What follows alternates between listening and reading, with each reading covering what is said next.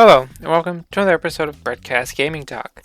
There was a period of like 3 or 4 years that I kept EA Origin uninstalled from my computer because I just started hating that launcher. However, a few months ago I reinstalled it because I wanted to replay Battlefield 4 and Battlefield Hardline. I got to Battlefield 4, haven't played Hardline yet, but I noticed that Origin seems to have improved since the last time I had it. This prompted me to want to catch up on the Battlefield games that I have not played, which are Battlefield 1 and Battlefield 5. Since it was on sale, I snagged the regular edition of Battlefield 1, along with 3 other games that were on sale. I played Battlefield 1 first, obviously, because otherwise this video would not be happening. This is only about the campaign and not about multiplayer, as I did not bother with the multiplayer portion of the game. So how is the campaign portion of Battlefield 1? I love pretty much all of it except for one of the war stories. The campaign starts with this prologue where you're like 3 different people and you pretty much go until a character dies and then you take control of the next character, rinse and repeat until the final cutscene plays. Most of the war stories consist of 3 sections, some have 4, and each section is around 15 to 30 minutes each, but that does include 5 to 6 minutes of cutscenes before and after each section. They try to present each war story like a documentary on the History Channel, which isn't bad, but that's why there's so many cutscenes. The cutscenes do look good, just as good as the rest of the game does too. The first war story has you as the driver of a tank. There is a section where you have to guide the tank through the forest, dense with fog, but then you return to driving the tank. The second war story is one I didn't enjoy at all. You get to fly a plane, and it controls like ass. Let me tell you, for a PC player who has become used to keyboard and mouse, but is still getting used to it, apart from flying the plane, you slide the mouse. So the part about flying the plane, it has you sliding the mouse toward you to tilt the plane upward, and then slide the mouse away from you to tilt the plane downward. Essentially, up goes down, down goes up, which to me feels very backwards. On top of the backwards controls, my co-pilot, who is not just manning the rear machine gun, is also yelling at me when we're taking damage, or if an enemy is locked onto us, etc. I wouldn't complain if things he's yelling at me were not clearly obvious to me. This was also not the only time he was yelling at me. The section of the mission, our plane is crashed, and we're separated. So I have to sneak through German trenches to the plane wreck where my co-pilot is. I do that, and then I hoist the guy over my shoulders and have to go back through the German trenches to go back to the British side. Well, there's these spotlights that if you get caught in them, German machine guns will fire on you.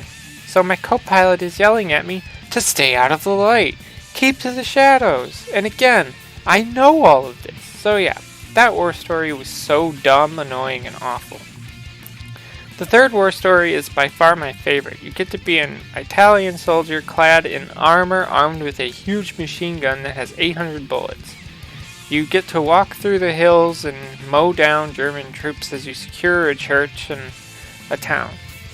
I gotta say that this section, there is an obscene amount of enemies, like more than there would actually be in real life. Anyway, then you get on an anti-aircraft gun and shoot down German bombers until they decide to bomb the mountain you're on. It's really an awesome mission. The fourth war story, you're an Australian guy that is a runner. Pretty much gotta run to several places and are supposed to kill German troops, but I think I just ran away from most of them to get on with the mission. Like, you gotta run to the rear squad people to find that they retreated because the British warships are gonna shell the area. Then you run back to the forward command to tell them, then you go after some kid and end up storming a German fort on your own. And then the British warships shell the area and the guy you played as basically dies. The last war story involves Lawrence of Arabia and the Arab Revolt, which is something I was not aware of in World War I. You play as a woman named Zara, I don't know, This one has some large sections of walking in between or riding a horse, which I stupidly chose not to do. You have to go to these three areas, and take out the commanders in each area. Get their satchels and use birds to send a message. The message is going to a giant armored train. After watching a video, apparently the one used in the game is based on a real World War I armored train called Zamuritz.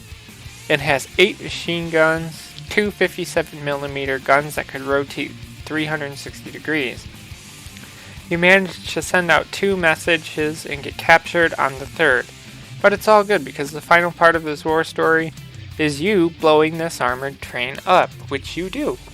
It's a pretty interesting war story section. The final thing after that is a 10-minute cutscene followed by credits. Aside from that second war story, I really did enjoy Battlefield 1's campaign.